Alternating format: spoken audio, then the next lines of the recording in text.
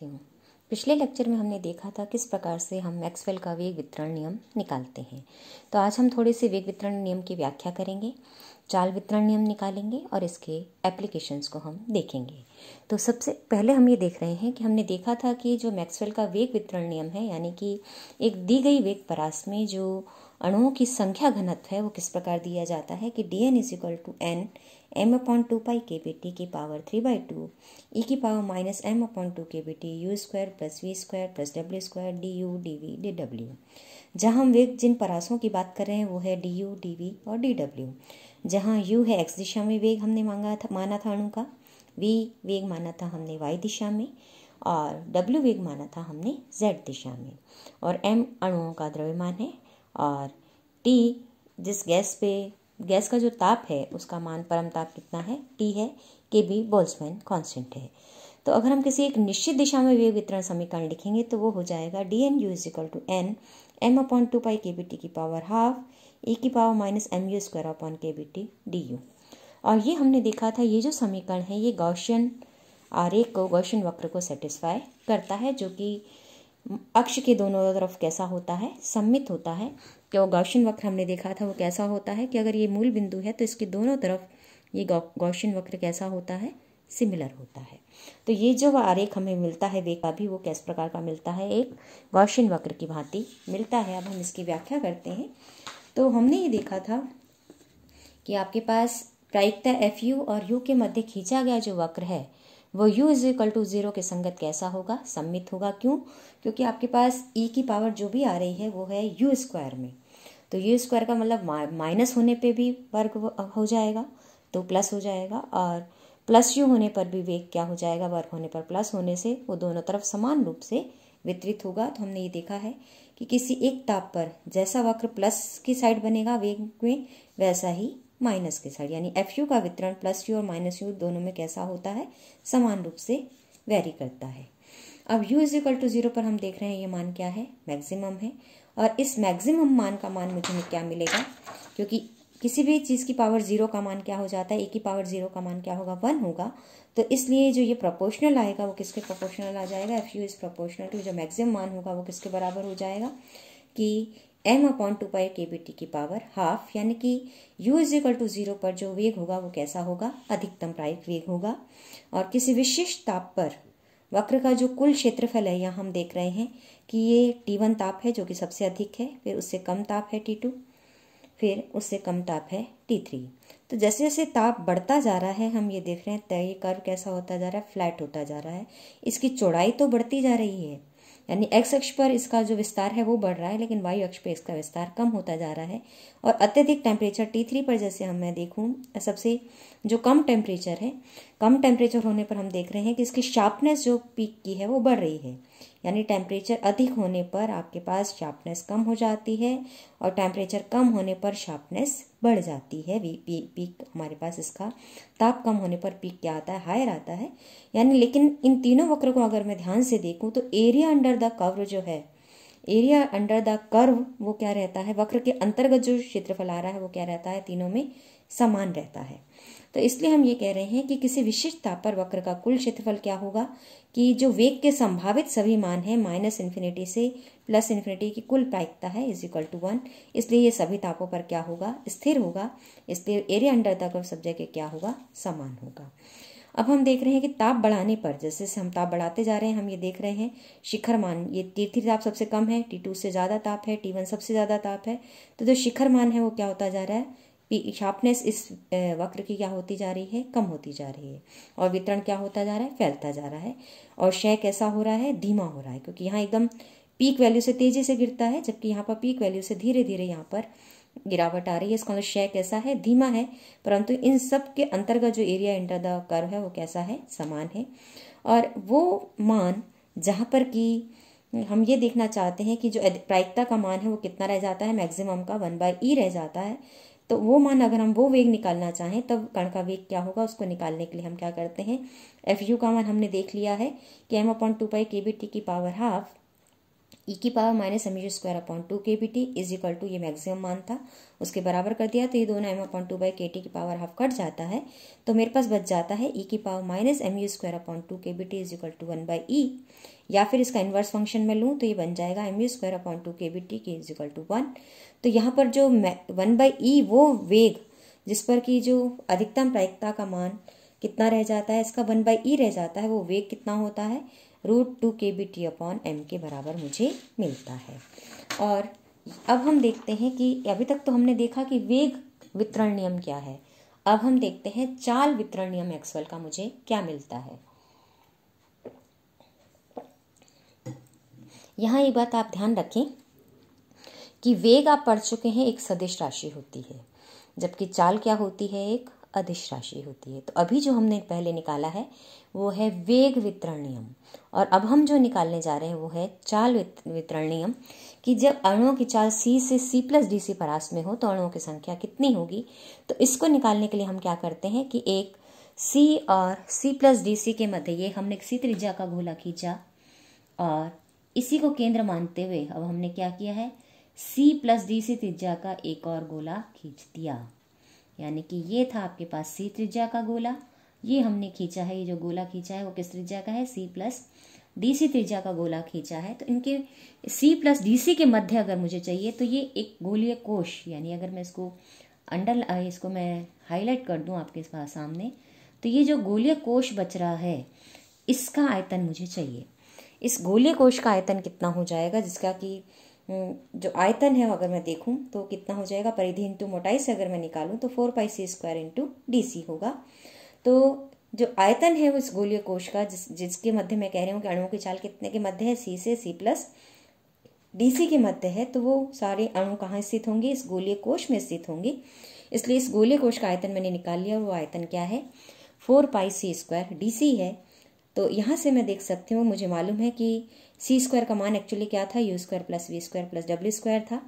तो जो मेरे पास वेग वितरण नियम था उसमें मैं एक चेंजेस कर सकती हूँ कि u² plus v² plus w² की बजाय मैं क्या पुट कर सकती हूँ, c², और du dv dw की जगह मैं पुट कर सकती हूँ 4πc² dc।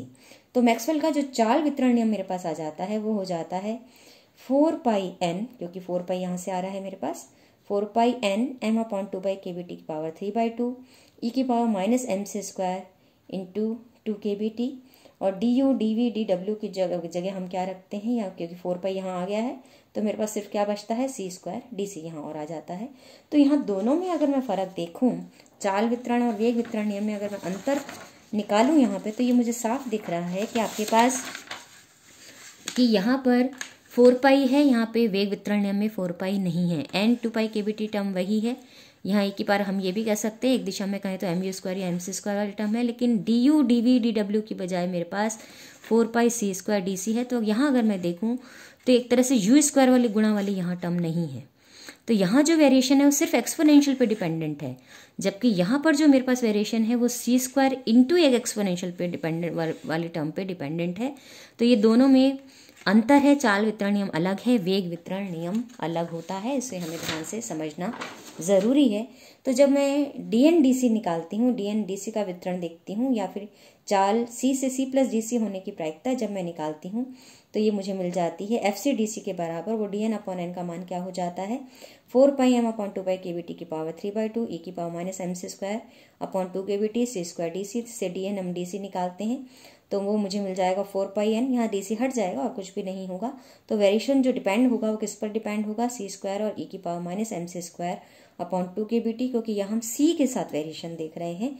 तो c के साथ वेरिएशन देख रहे हैं dn dc का, तो वो क्या होता है, शुरू में तो ये कर्व तेजी से बढ़ता है, किसकी वजह से, c² की वजह से, और फिर उसके बाद ये घटता है। कौन सा पद प्रभावी हो जाता है, एक्सपोनेंशियल का जो डिके टर्म है वो प्रभावी होने से ये उसके बाद तेजी से घटता है। तो यहाँ मैं देख रही हूँ कि ये जो चाल है केवल एक ही दिशा में आती है, जबकि वेग वितरण के लिए जब हम बात करते हैं तो वेग चूंकि दोनों दिशाओं में आता है, तो ये अक्ष के दोनों ओर सममित कर्व था, जबकि ये वाला कर्व अक्ष के दोनों ओर सममित नहीं होता है। ये अक्ष के ओर दोनों सममित था क्योंकि यहाँ पर c² वाली v² वाली टर्म नहीं थी, सिर्फ एक्सपोनेंशियल डिकेइंग टर्म थी। तो इसलिए ये जो था दोनों तरफ अक्ष के जो y अक्ष x = 0 पर जो y अक्ष था उसके दोनों ओर ये सममित कर्व था।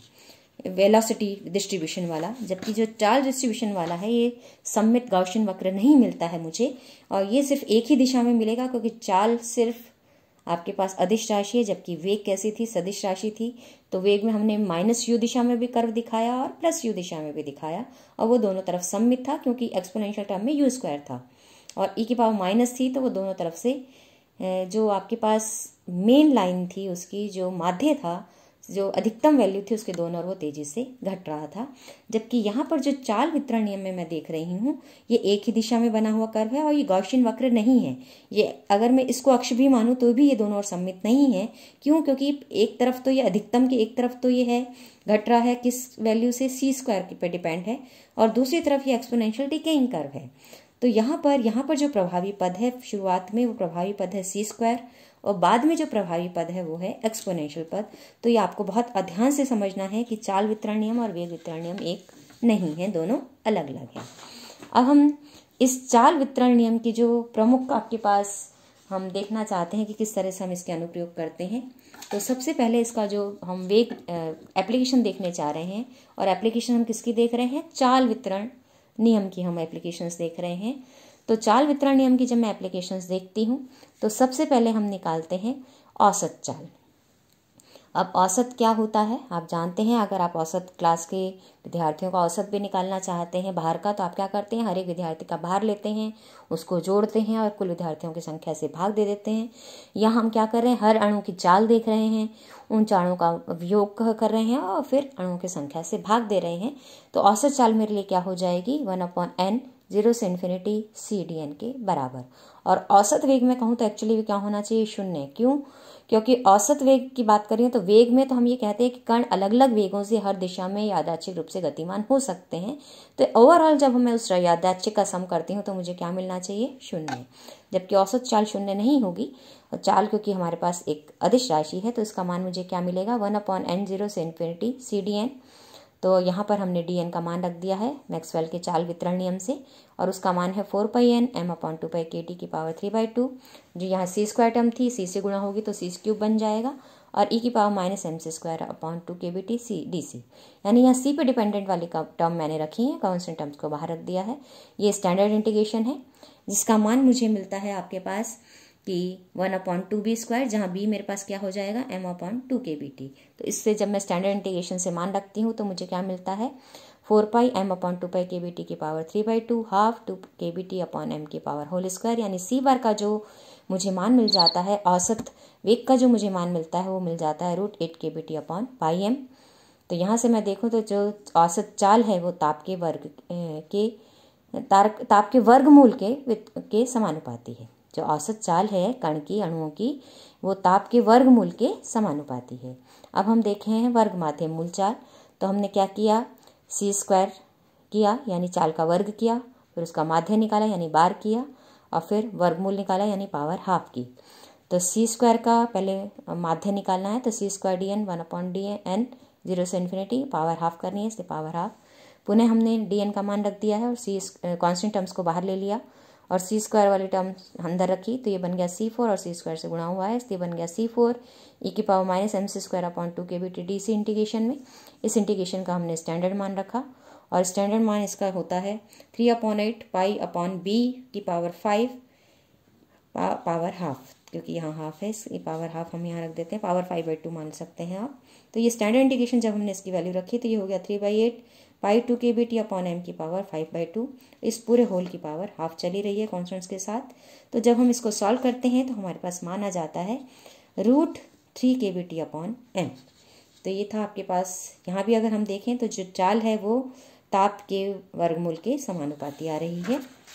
अब हम तीसरा मान देखते हैं चाल का, और वो है अधिकतम प्रायिक चाल। यानी अणुओं की ऐसी कौन सी चाल है जो कि हर एक अणु की उपयोग करना चाहेगा, अधिकतम प्रायिक चाल है जो। तो आपके पास अणुओं की चाल C से C+D से होने की मध्य की प्रायिकता क्या होती है, dn/n। और वो मान क्या था हमारे पास, 4π m/2πkBt की पावर 3/2 e की पावर -mc²/2kBt dc²dc। अधिकतम प्रायिकता के लिए ये जो फर्स्ट डिफरेंशियल है इसका 0 हो जाना चाहिए। तो फर्स्ट डिफरेंशियल हम इसका 0 करते हैं। तो यहाँ पर C पे जो डिपेंडेंट टर्म है पहले हम क्या कर रहे हैं, सी स्क्वायर को एज इट इज़ रख रहे हैं। इस टर्म का, एक्सपोनेंशियल टर्म का हम डिफ्रेंशिएशन करते हैं, तो e की power minus x as it is, और फिर इस कॉन्स्टेंट का सी स्क्वायर का करेंगे तो हो जाएगा माइनस एम अपॉन 2 kBt, फिर सी स्क्वायर का करेंगे तो 2c। तो इस तरह से पहले हमने किया एक्सपोनेंशियल टर्म का डिफरेंशियल, फिर हम एक्सपोनेंशियल टर्म को एज इट इज़ रख के इसका करते हैं सी स्क्वायर का, तो ये सिंपल है 2c आएगा। तो कांस्टेंट टर्म जो भी इसमें कॉमन टर्म्स हैं वो और कांस्टेंट टर्म्स हैं वो हमने बाहर ले ली हैं। तो यहाँ फर्स्ट टर्म से मुझे क्या मिल जाता है, माइनस सी स्क्वायर अपॉन 2 kBt, और ये बच जाता है +1, क्योंकि ये पूरी टर्म हमने कॉमन के रूप में बाहर ले ली है। अब चूँकि आपके पास ये 0 के नीचे ले जाऊँ तो ये 0 हो जाएगा, तो यानी ये वाली टर्म आपके पास शून्य होनी चाहिए, ब्रैकेट वाली टर्म।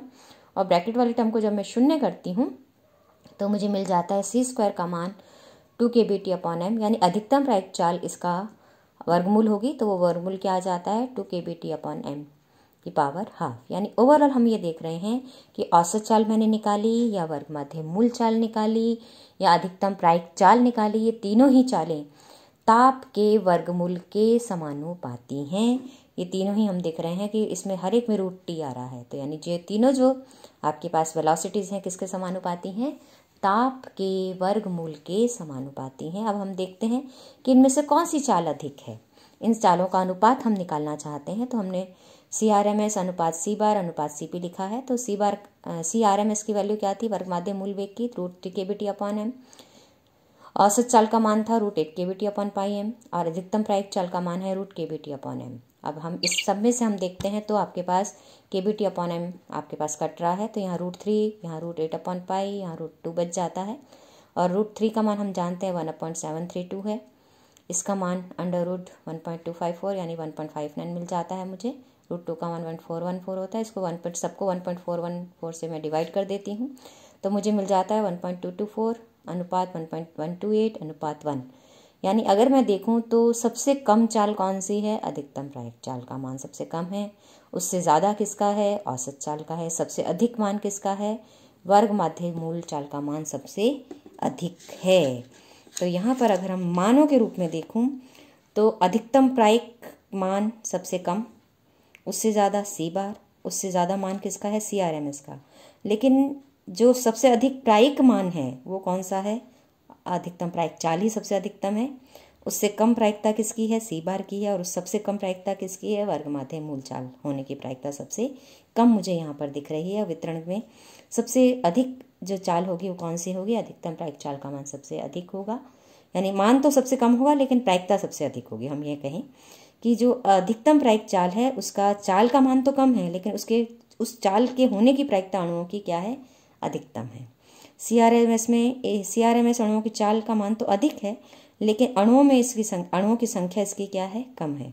C बाय इन दोनों के मध्य है और अणुओं की संख्या भी इन दोनों के मध्य है। तो अधिकतम प्रायिक चाल मतलब अणु जो चाल सबसे अधिक ऑक्यूपाई करने की क्षमता रखते हैं वो कौन सी है, अधिकतम प्रायिक चाल है, और वो चाल का मान क्या है, सबसे कम है। और सबसे अधिक चाल का मान किसका है, CRMS का है, लेकिन अणुओं द्वारा उस चाल को प्राप्त करने की संभावना क्या है, सबसे कम है। सबसे अधिक संभावना कौन सा प्राप्त करने की है, अधिकतम प्रायिक चाल, फिर औसत चाल, और सबसे कम प्रायिकता किसकी प्राप्त करने की है वर्ग माध्य मूल चाल। तो ये हमें समझना है कि चाल अधिक कौन सी है, CRMS है, लेकिन प्रायिकता अधिक किसकी है, अधिकतम प्रायिक चाल की है। धन्यवाद।